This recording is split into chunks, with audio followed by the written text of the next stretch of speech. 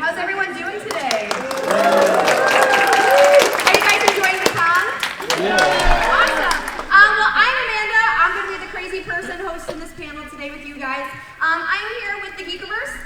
We're a Buffalo-based geeky website, all things books, video games, movies, and of course, TV shows, which is why we're probably all here today.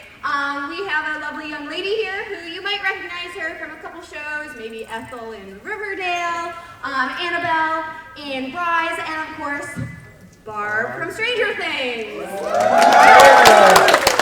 you've heard the show, yes. So here is the one and only Shannon Purser.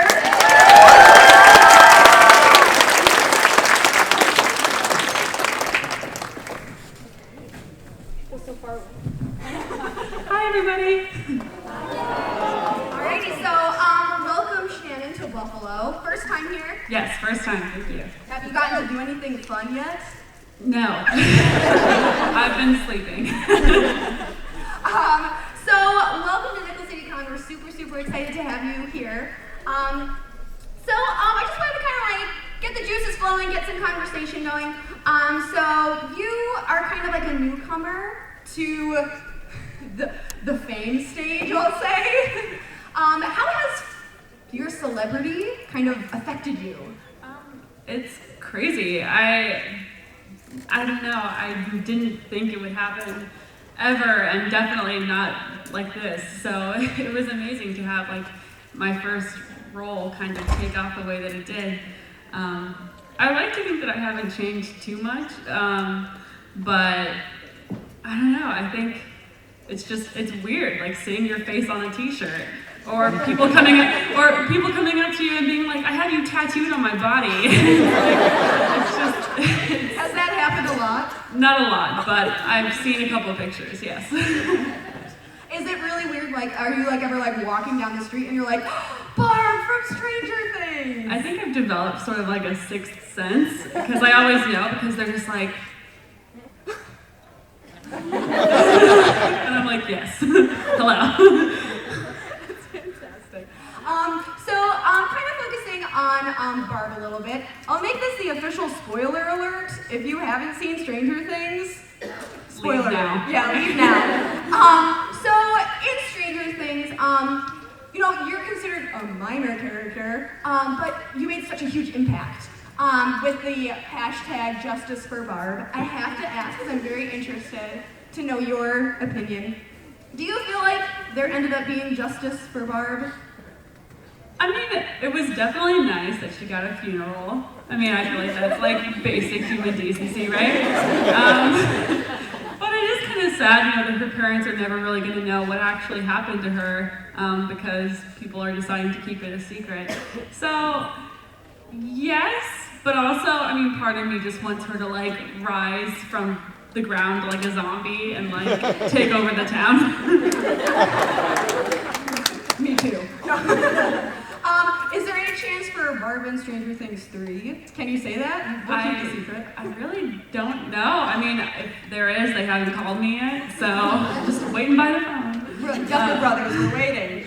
I don't think so, unfortunately. I think she might be gone for good, but her spirit will live on. Obviously, Stranger Things is probably the biggest thing of your career so far, but you've obviously done other things. You've done Riverdale, which I just hardcore binged on Netflix. It's great if you haven't seen it.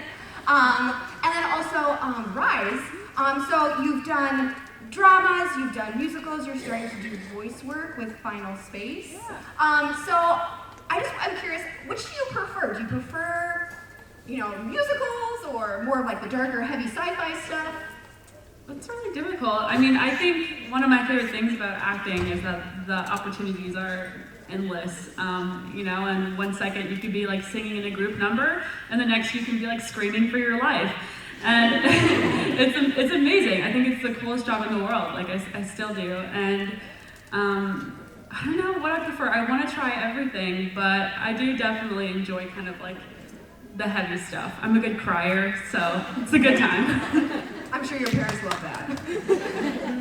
I'm curious, how do you go about choosing the roles that you ended up going with? That is a good question. I think I don't really have a whole lot of bias. It's just when a story jumps out at me or a character, which is why I think I've done such a variety of things and why I want to continue in the future.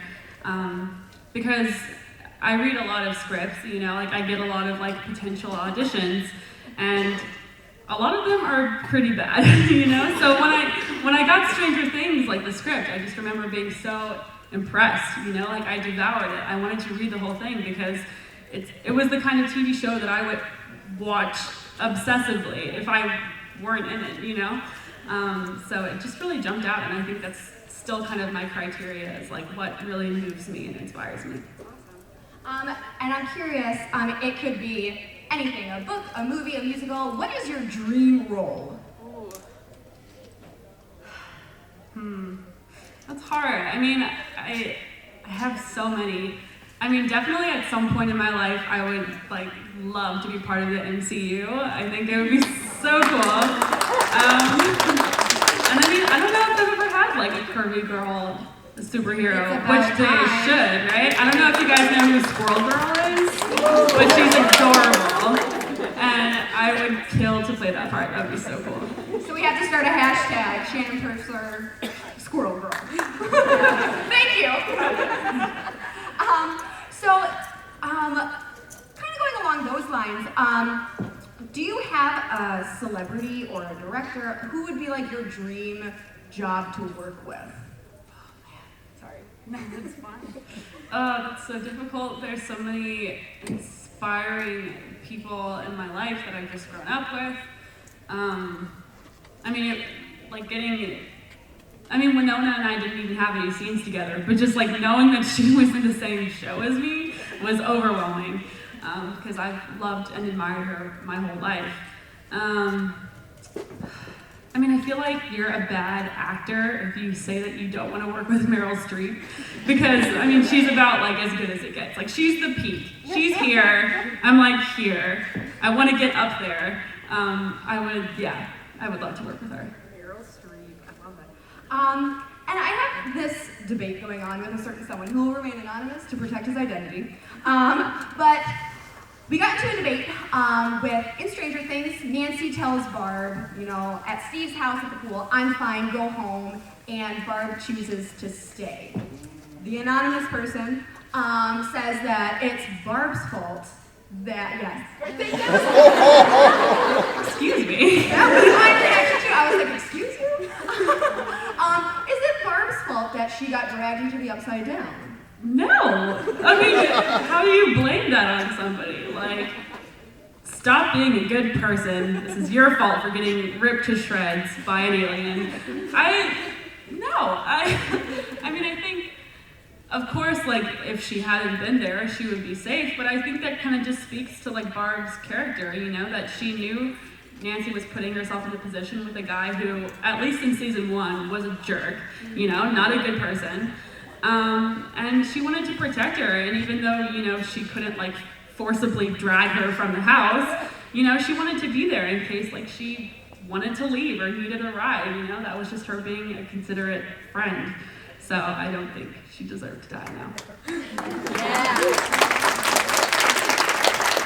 Thank you for that. And then I want to kind of turn it a little bit away from acting. Recently you did an interview with Teen Vogue. I read it, it broke my heart, it took my breath away. It was fantastic. Thank you. For those of you who don't read Teen Vogue or haven't, I don't know, what's wrong with you? Shannon kind of opened up, you can talk about it if you'd like, I'll let you know. Absolutely. I basically just wrote a piece about my struggles with mental health issues and kind of how that's affected my life and how I've grown and recovered. And I think it's just such an important thing to discuss because even now in a day and age where it is becoming slowly more socially acceptable to talk about that stuff, there is this stigma that if you have mental illnesses, that you're somehow weak or that you just need to toughen up and put a smile on your face and get through it like everybody else.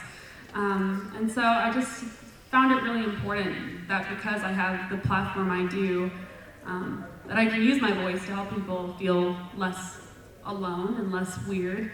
So that was kind of what it was about.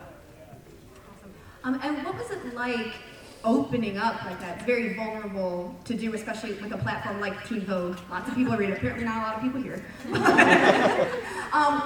was that like? Weirdly enough, I wasn't really scared at all. And I think it's because I'm not ashamed of it. And I know a lot of people, unfortunately, do feel that sense of like shame and you know, that fear of being judged. But, you know, I'm already like a target, you know, I'm already like have a lot of attention. So people are already judging me for things that I haven't even done.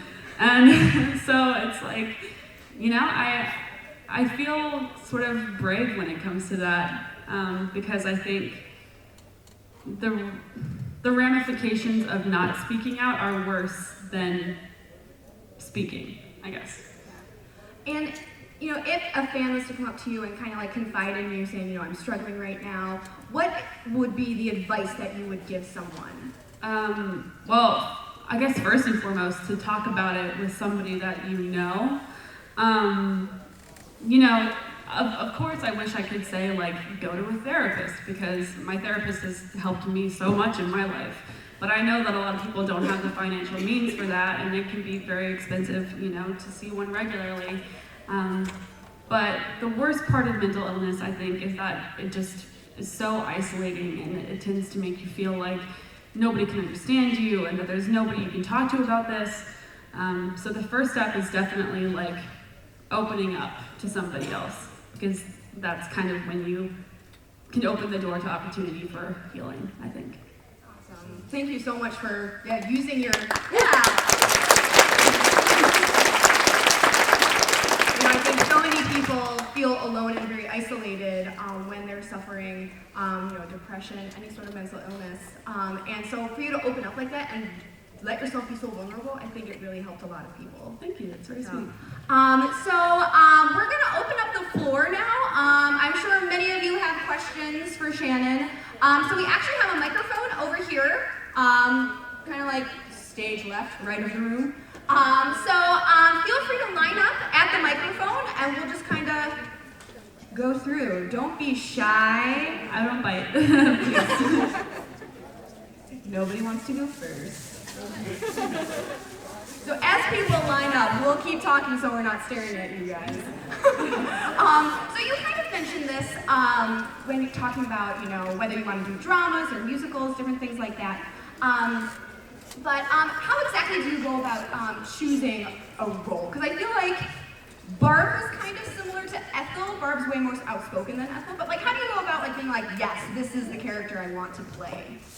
Yeah, I mean, it's difficult, and obviously, you know, within Hollywood, there's certainly like typecasting. So you tend to get offered roles within a certain niche, which is why I've kind of like been fighting to like, you know, break out of that and to have a wider variety. But yeah, when it comes to choosing, I mean, obviously there's an audition process, so I can't just be like, I'll take that, thank you. Usually I have to work for it. Darn. But no, yeah, I think it's just a character that jumps out to me, and you know, in the case of Barb, it felt, I mean, I was 18 when I played that role, so it was very real for me. I was in my senior year of high school, and I was like the mom friend, and like, you know, internally rolling my eyes at all my friends' like dumb decisions. So yeah, it definitely wasn't a stretch at all. All right, so we've got our questioners over here, so take it away. Hey. Hi, thanks for coming. Thank you. Pleasure to have you here. I'm always curious with actors, like where you got your start. I think some actors are from the cradle, other ones discovered maybe with production in high school. How did you get started with acting? Yeah, well, I think my big thing was just like doing school plays and like community theater, so I always really loved being on stage, which was weird because I'm a pretty introverted person, but I do think that when you're on stage there is kind of this freedom to be whoever you want to be that's really really freeing. And so that's kind of what started me on the path. And then it wasn't until I was like 13, 14 that I was like, I want to do this for the rest of my life. Like, people can do this for a job, and I want to do that. So when I was like 15 is when I auditioned for an agency and started like auditioning professionally. Something I've always been curious about, like thinking about actors, do you get like a lot of merchandise of the characters you play? Or... Yeah, Funko sent me like 50 of them. I don't know what to do with them, to be honest. Like, I think all of my relatives have one now, and I'm like, sorry. It's kind of strange to have, like your face on a figure or a t-shirt or whatever.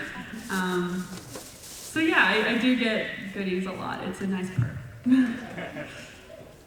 Where do actors start off when they're like auditioning? Where do you start out?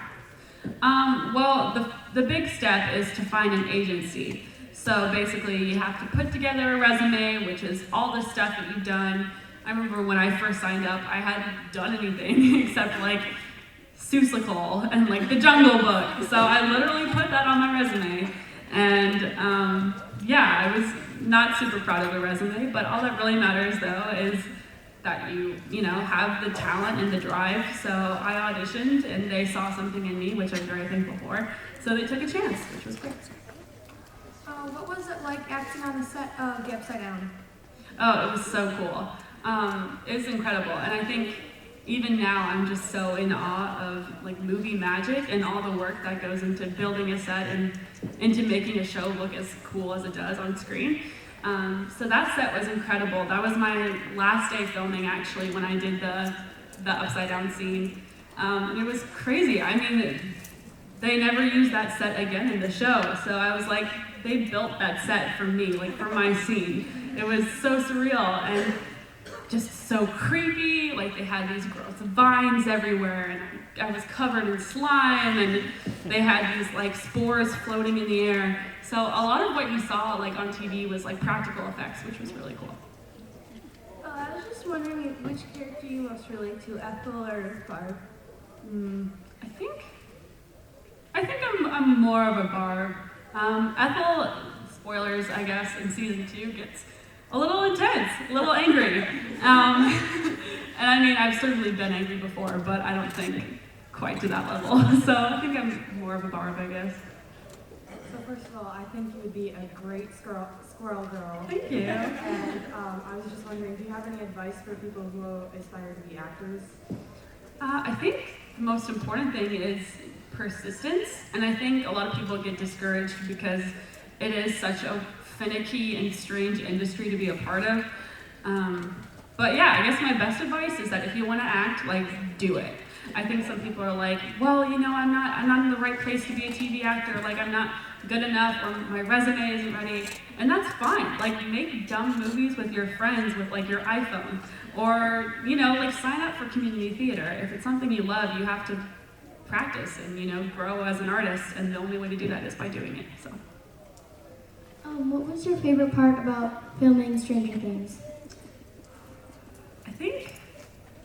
I mean, it's a dumb answer, but I think the whole thing, to be honest, because yeah, it was my first professional job, so everything was completely new to me, and I was just in awe the whole time. What was it like getting to meet some of the actors? Oh, it was amazing. Yeah, those kids are incredible. I mean, obviously you've seen them all, they're all so talented.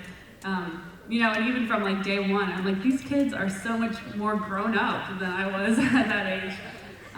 But it's inspiring, to see these young actors who are so talented and really giving 100%. So I think it has inspired me to be a better actor also.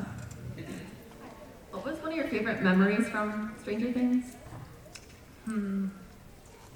Favorite memories? I think, probably that last day doing like the upside down scene, because that was, I think, when I really like sunk in that this was real. Like there are like 50 crew members like just staring at you, and it's such a strange job. I'm like am I really gonna like scream bloody murder like in front of all these strangers? And I'm like, you know what? Yeah, I'm gonna do it.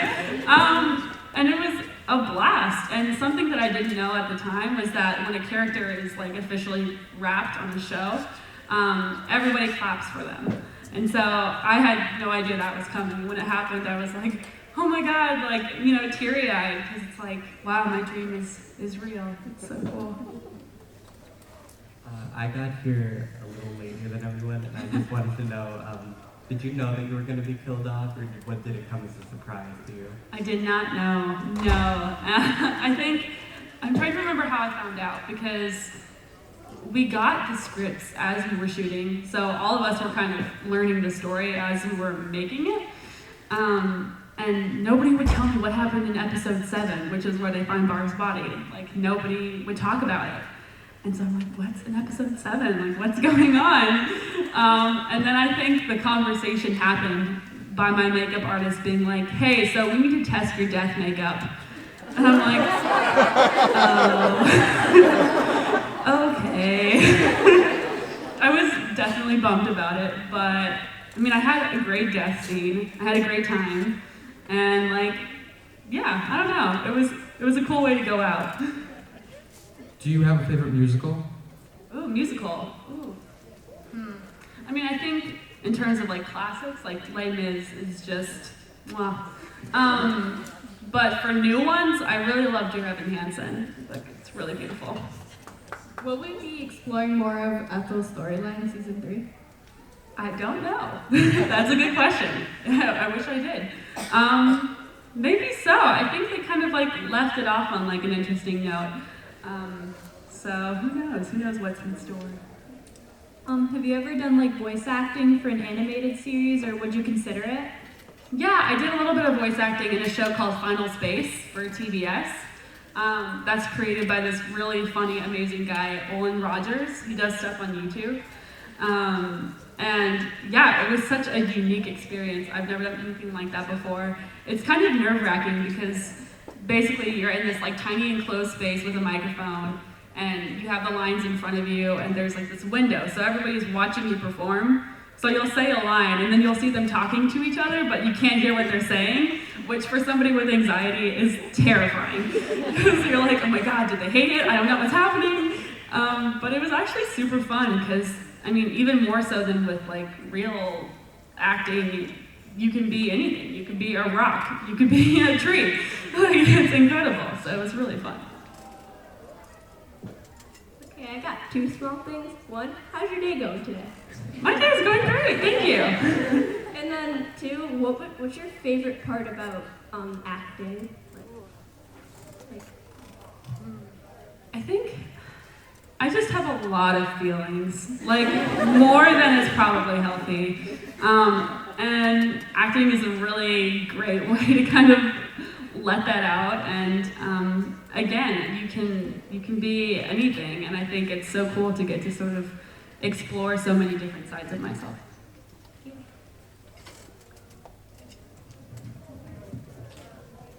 Are death scenes like really awkward to film? You just have to kind of like lay there and pretend you're dead.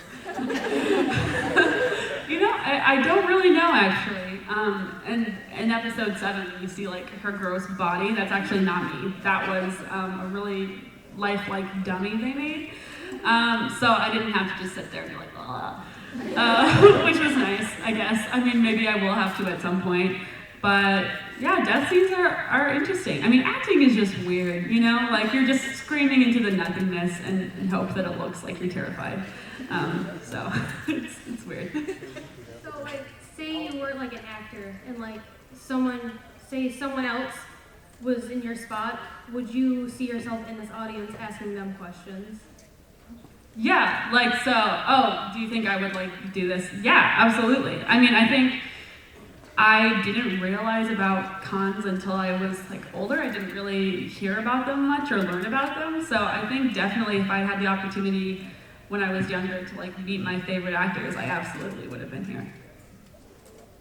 I have 2 questions. The first one is from my friend who dresses Bob. Yes. And she said, if you were Would you want to be a character on Supernatural, and what kind of character?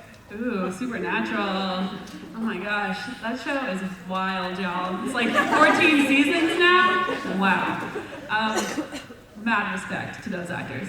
I don't know. I've always been super into like fairy tales and supernatural things. I don't know, it would be fun to be like a vampire or something. I don't know, I could get into that. And my question is, if Barb survived, would she be accepting of Steve now? Ooh. I mean, obviously, I think one of my favorite parts of season 2 was like Steve's growth as a human being. I think he grew up a little bit, became less of a butt, which was nice. Yeah, I don't know how she would feel about him. You know, I almost think that her death was so important because it did spur this character development in Nancy and in like the other kids. Part of me thinks that they would get along. I don't know. I think so. Maybe now. There'd be like mad respect. Yeah, eventually. It would take a while. If you didn't play Barb, what character on the show would you want to play instead? Ooh. I mean, obviously I'm a bit old, but 11 would have been super cool because I've always been very into the idea of having superpowers. Were you surprised that Barb gained such a huge fan following? Yeah, absolutely. I thought people would forget about her, to be honest. I was like, people are not going to remember who this girl is. She died in like the 3rd episode. And so when like it did happen and people were like, justice for Barb, I'm like, oh my God, what's happening? It was really surreal, you know, and very painful. So I have 2 questions. One, I don't know if somebody asked already, but how is it like working with the kids? The kids are incredible. Yeah, we had such a great time, and I think they really made the set a happier place. I think a lot of like adult actors tend to get all serious and moody when they're acting, and so to have like a bunch of kids like running around and playing pranks and joking really made everybody happier, I think. Also, what was your favorite part of filming Riverdale versus Stranger Things? I mean, Riverdale was definitely an interesting experience because I'd never been around so many actors like my age. So that was really cool to like have like a group of peers that I could talk to and sort of relate to. I don't know, Riverdale is just such an angsty like show, just a bunch of like moody teens with 6-packs. Which like, to be honest, probably would have been my jam when I was like 15. So it's just a really good time, you know? Like I think it's a totally different set, but there is kind of that same sort of like levity about it. In Riverdale, would you rather Ethel had led like a better life, or would you rather her sort of stay how it is now and sort of not, then sort of start like hating like Veronica because of the stuff that she might have done? I don't know. I mean, I understand like where Ethel is coming from, you know? Like, would I personally throw a milkshake in somebody's face? No. But her life has just been really difficult, her family life, and you know, she feels so isolated, so I understand where she's coming from, and it's definitely been kind of a challenge for me as an actor because I'm not a very angry person, so you kind of have to like tap into that side of yourself, so it's been good. No, it's fine. 1 second. You're good. Okay. If there was a crossover between Riverdale and Stranger Things, how do you think both your characters would react to each other? I don't know. That's a good question. I'm trying to imagine them together.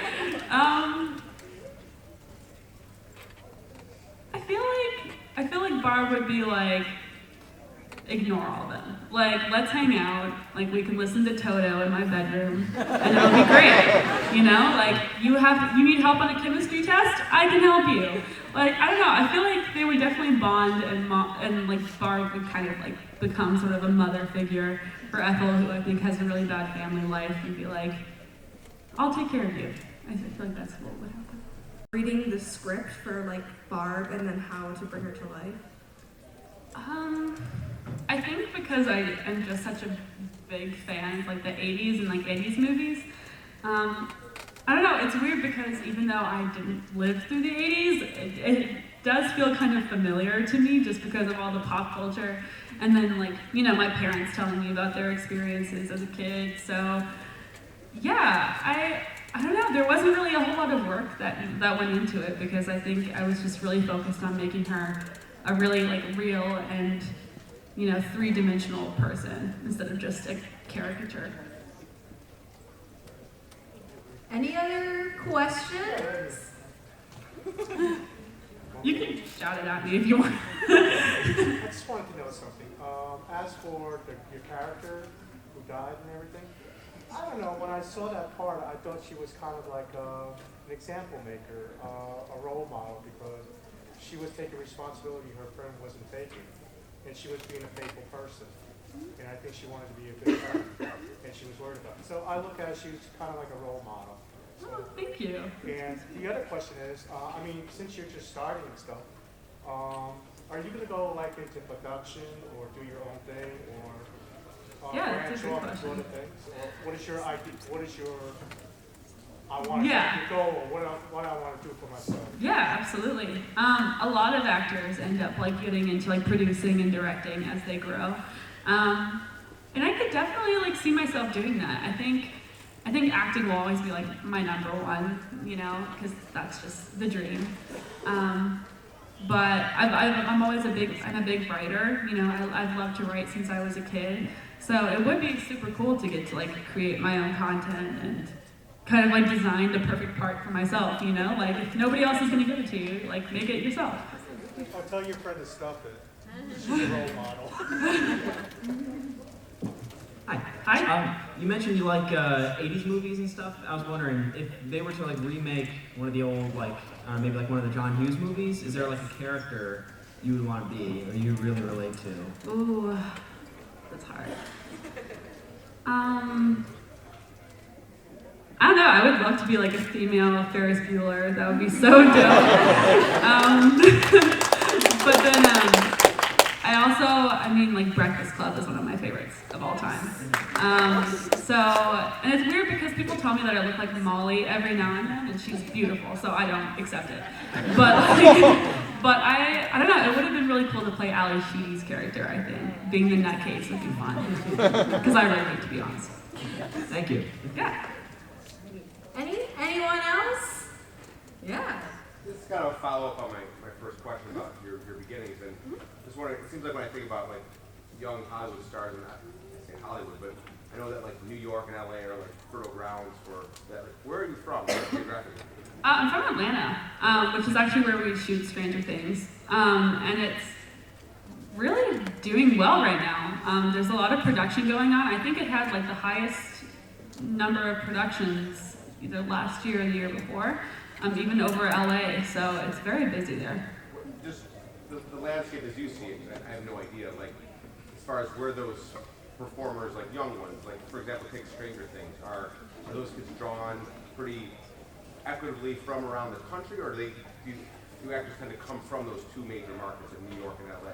I mean, those are definitely like business central, you know, especially LA.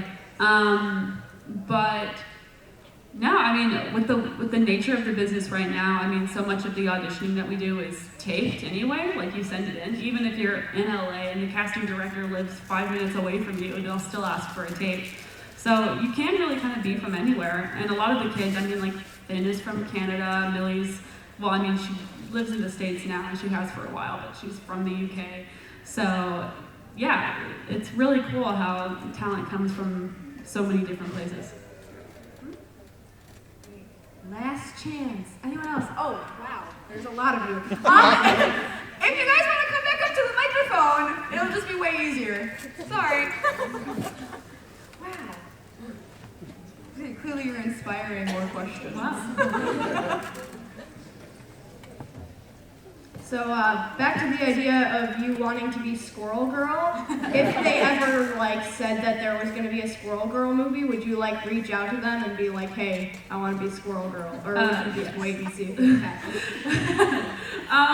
Yeah, I mean, I would try to play it cool, I think, but definitely, I mean, I think they know that I'm interested. I've talked about it a little bit on social media, and James Gunn and I follow each other on Twitter, which I check like Twitter every day to make sure he's still following me, because I'm like obsessed with him and he's incredible. He's the director of Guardians of the Galaxy, if you didn't know. So he's pretty great. And his sense of humor is so like weird and quirky that I think it would be great for Squirrel Girl because she is so funny and strange. So yeah, definitely if there were ever any talks about it, I would be like, so, James, you busy? What's going on? Since Stranger Things is kind of like a horror-based TV show, do you have a favorite horror movie? Yes, I love horror movies so much. I don't know what it is about them, but they're just a good time. I think I honestly really love like the Scream series because it's like a genre of horror movies that makes fun of horror movies. And I love that it's like so self-aware and like recognizes all the stupid horror movie cliches while also being like scary and original. So I love that. I have 2 questions if that's okay. So the first one is like the change from Barb to Ethel between Stranger Things and Riverdale like a big change, or because they're both sort of like shy, quiet characters, but they still go through like sort of the same thing? Yeah, I mean, they are similar in a lot of ways. I definitely think that Barb is a lot more willing to say what's on her mind, versus Ethel kind of lets things like boil until she just explodes. So yeah, it's really interesting to like kind of put in all the different nuances. You know, it's hard work, but it's very fulfilling. And my second question was how you were talking about how your like favorite like horror movie would be like the Scream franchise. Is it fun like working with Skeet Ulrich, who was like basically the villain? Yeah, he's amazing. He's such a cool human being, like genuinely kind. And yeah, I remember like finding out that he was in it and being like, oh my god, he's incredible, you know? I think he's so great.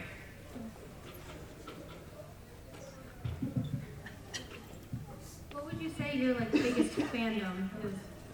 Harry Potter, definitely. It's the OG, you know? It's like the mothership. And those books meant so much to me as a kid. So, I mean, and still do, so. So I have 2 questions. For the first one, how was it working with the cast of Riverdale, especially Cole Sprouse? Was there a lot of like Sweet Life on Deck jokes with him? I feel like he's probably super tired of talking about like his Disney career, so like I don't bring it up unless he brings it up. But no, he's a weirdo, but also a very nice person, and we get along pretty well. So yeah, it was really cool working with him. So of course they did the Carrie episode. Were you kind of hoping that you would have gotten the lead for Carrie instead of Cheryl getting it? I mean, I definitely didn't expect it, obviously. Expect to.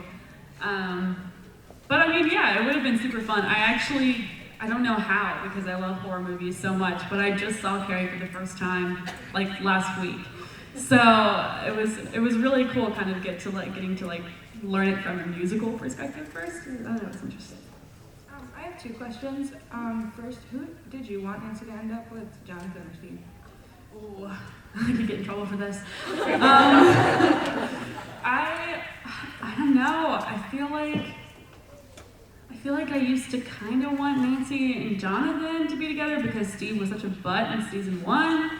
But like, I don't know, he's grown up so much. Like, I feel like he's a better person now, so I'm torn. That's my answer. And then, by Stranger Things 2, who do you think Barb would have wanted her to end up with? Well, I mean, she hated Steve so much. So, I don't know how she would feel about them being together now. I think maybe if she saw the growth that Steve has undergone, that she would feel differently. I've always been like a little creeped out by the whole like Jonathan taking creepy pictures of her thing feels like a violation of privacy. But yeah, I don't know. I think she just would have wanted Nancy to make the best decision for herself. You know, she doesn't need a man. She's fine. Hi. Hi. I'm a big Walking Dead fan. I know your bio said you're from Atlanta. Would you have enjoyed working with the actor who played Carl, and would you consider if they gave you a shot to work with The Walking Dead? I actually auditioned for The Walking Dead a long time ago. Didn't get it, obviously, which is fine. Everything worked out the way it was supposed to. But yeah, I don't know. From what I know, Chandler is a really cool, nice, genuine person. So I would love to work with him at some point, and definitely a lot of respect for those actors. I mean, like trudging around in the heat all day. Just a lot of work goes into that show. So I know you have different scenes and different people in different scenes, but do you guys ever like hang out? Like, did you hang out with Winona or the other actors? Just sitting in a trailer or whatever, talking. Yeah, if we have the opportunity. They were very busy. I mean, like Stranger Things, it was usually like a 13-hour day, maybe 12, 13-hour day, which is pretty intense. I mean, it can be. So yeah, not a whole lot of free time, but definitely like the time that we had was really cool. I remember after the table reads, so the first time we all got together as a cast and read the script through, we all went out to dinner, and like Winona was sitting across from me, and I was like freaking out and trying to be a normal human. But like, I don't know if you guys have like hush puppies up here. It's like a southern food. But Winona didn't know what they were, and so I had the privilege of explaining to her what a hush puppy was. So that was like a peak moment for me. I know I'm like a huge stan of you and like all the kids, especially Game Natural. I'm like in love with him. But do you get stopped in the street a lot? No, thankfully. That would be scary. For the most part, people are really nice and respectful, which is great. The only thing that like gets on my nerves a little bit is like when you can like see people with their phones just like I see you, okay? And it's okay if you want a picture, like come up and talk to me. I think, yeah, it's just sometimes like when I'll be like out at the grocery store or like at the airport in my sweatpants, I'm like, y'all, I didn't prepare for this. What's your favorite Harry Potter book, and what's your Hogwarts house? Great questions. I think my favorite book is Prisoner of Azkaban, just because I think Lupin might be like my favorite character in like pretty much the whole series. And I really loved like all the character development with Harry in that book, dealing with like the death of his parents and like, yeah, just really profound in a lot of ways. And then my house has been under debate for a long time. I used to be like, I'm a Gryffindor because everybody wants to be a Gryffindor, but I'm not a Gryffindor. Like, let's be real. I don't know, I feel like I have Ravenclaw tendencies because I really love reading, I love books. But I think I'm probably just a Hufflepuff, to be honest.